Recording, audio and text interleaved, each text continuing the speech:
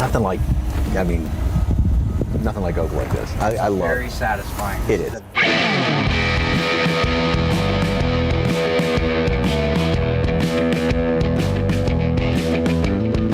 Well, if you're a woodworker, maybe got a shop set up in your garage, you ain't seen nothing like this. This is literally a mountain of wood, and it's a gold mine that you're sitting on here. How'd you get into this, Jenny? Carving spoons in the backcountry with young children. I needed a tool one day. I went to the tool man of Moab, Utah, found my husband Scott, and this large pile of wood, discovered our unique love for wood and saving trees after we have to cut them down. We started making stuff together, so here we are. So where's all these trees come from? So we're a tree service in San Antonio. We try to keep trees alive as long as we possibly can. And sometimes when they're no longer viable, we have to cut them down, and then usually they're in pretty good shape. So we bring them here. We also used to take tippage from other tree services. So all that stuff lands here instead of landfill. And so we turn it into things. So all over San Antonio. Or if any sort of development goes on and they lop a tree down, you're like, give me that, and grab it and bring it over here? Pretty much. And then what do you turn it into? So we try to turn them into tables, furniture, outdoor scapes. We do spoons and jewelry and cutting boards and all kinds of things. These trees. Yeah. What's the satisfaction in woodworking?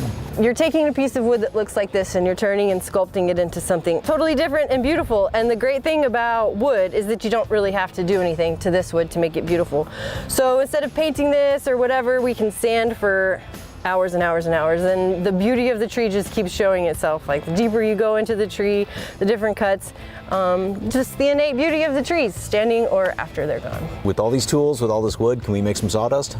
Let's make some sawdust. Let's make sawdust, all right. Do that all day long. Scott Anderson is the arborist here, and stump grinder, I think of this as more of a destruction tool when you're getting rid of a stump, but you use it as a woodworking tool, right? Absolutely, absolutely. We're taking the waste products of the stumps that we've ripped out instead of ground, flipping them over and surfacing them. Okay, and this is the first step to make a beautiful piece of absolutely art. A root ball table, a countertop, a bar top, absolutely, or a wall piece. What most people would think of as just junk and you got to get rid of it, you see a work of art. Absolutely, absolutely. There's beauty on the underside of a tree. Okay.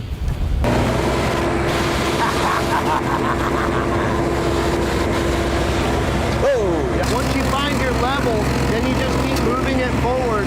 What kind of wood is this? This is live oak. So this is a tree we ripped out from a development project, and it's one of those things that we're trying to find a use for it. It's got beautiful color, and so you'll see as you go through this, just swirls and swirls. The voids. Sometimes the voids make beautiful art. Sometimes we fill the voids with epoxy. We've inlaid stone. That kind of thing. And you come in and you get a nice flat plane, and you can get about an inch of flat when you get good at this thing. And then we bring it into the shop and set up a router sled, which I think we could put you on. Then we get a finished product. You're the expert. How long does it take to flatten this out enough to work with it? 45 minutes. Wow, that's not bad. Something like that. Yeah, no.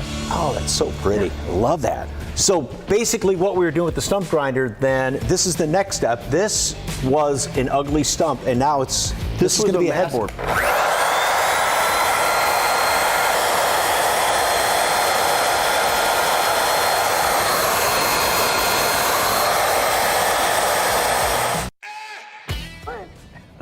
That was so cool. That was turned into a headboard right there.